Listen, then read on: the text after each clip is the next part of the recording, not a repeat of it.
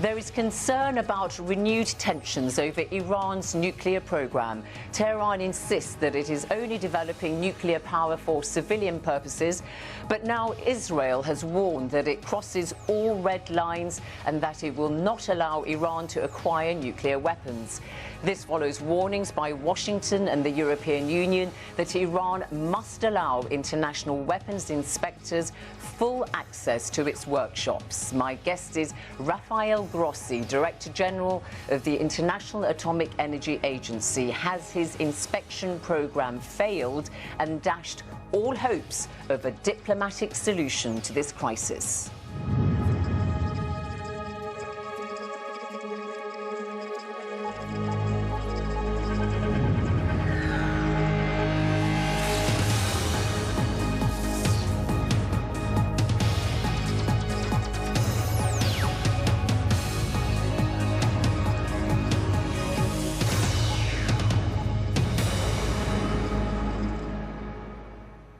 Director General Rafael Grossi at your headquarters in Vienna. Welcome to Hard Talk.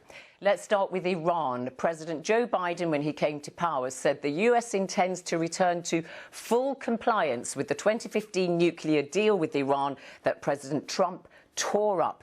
Your mandate is to inhibit the use of nuclear power for military purposes. So how worried in general are you about Iran's nuclear program? Well, it's good to be with you, Zainab. Thank you. Well, we are as worried as we should be, no more, no less. We have a mission there. We have inspections to carry out. And these inspections have to do with the entire nuclear program of the Islamic Republic of Iran. And as you are saying, this runs in parallel or is in connection, deeply interconnected, with the possibility or not to return to the famous JCPOA signed in 2015, which the United States withdrew from in 2018. And since the beginning of this year, there has been an effort, a diplomatic effort here in Vienna, to try to return to it.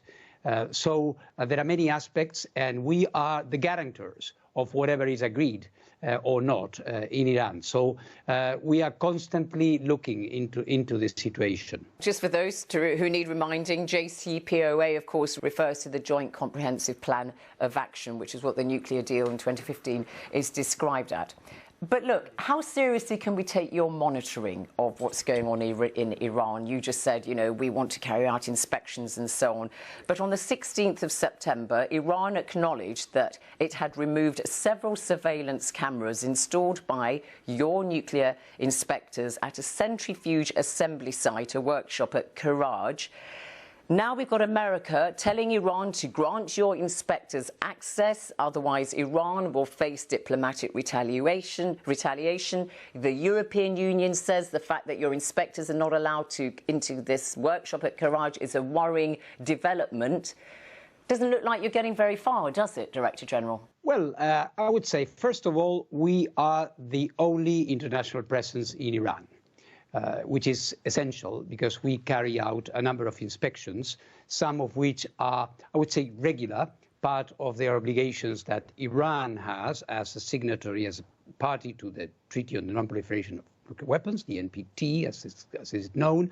And then on top of that, on top of this agreement, we agreed a few months ago to have some additional indispensable monitoring and verification capabilities that would allow us to store and to keep very important information about what is going on in terms of uranium enrichment, in terms of the production of centrifuges, different technical areas, so that if and when the parties to this agreement, the JCPOA, which you explained what it meant, is reached, an agreement or a new agreement is arrived at, then we can have a full picture.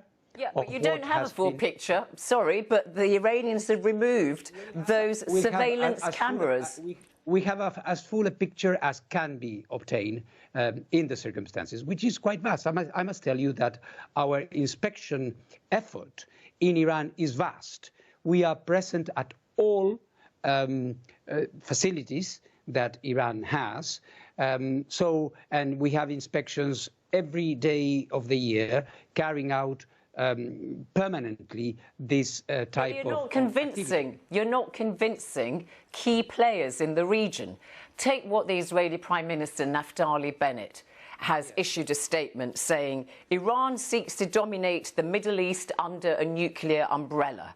All red lines have been crossed by its programme, he says. Words do not stop centrifuges. Well, he says Israel will not allow Iran to acquire a nuclear weapon. I don't think that what the Israeli Prime Minister is saying in any way can be construed as not having faith in our inspections. The issue there is the impression or the conviction that Iran having capabilities in the nuclear area is a danger in itself. But that is a political thing, and I'm not getting into that political thing. What I'm telling you is that what we can see is exactly where Iran is. And what makes the present moment so important, and here I would agree with a note of, I would say, preoccupation, is that if we were to be limited in the scope, in the access that we have to Iran, then we would start losing ground and losing the capability to know exactly what is happening to the last detail. So I'm not banalizing what the Prime Minister is saying. I'm saying our effort is vast. You know by the gram how much uranium enrichment is taking place. We know exactly what is going on in different places. The problem is now that we have this possibility of an interruption, and this is the problem. Yeah, but this is a key problem, and that's why it's led to this kind of language, with the Americans saying, Iran, let in the inspectors to this vital workshop, otherwise you'll face diplomatic retaliation.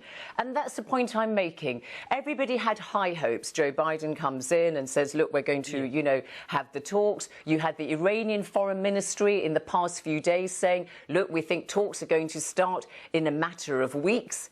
And now this is a setback. Do you accept that or not? This is, but we are working on it. I think that the possibility of a return to an agreement, I wouldn't say it's dependent, but it would be extremely difficult if our inspection capabilities are limited. So we are trying to keep them there. We have them.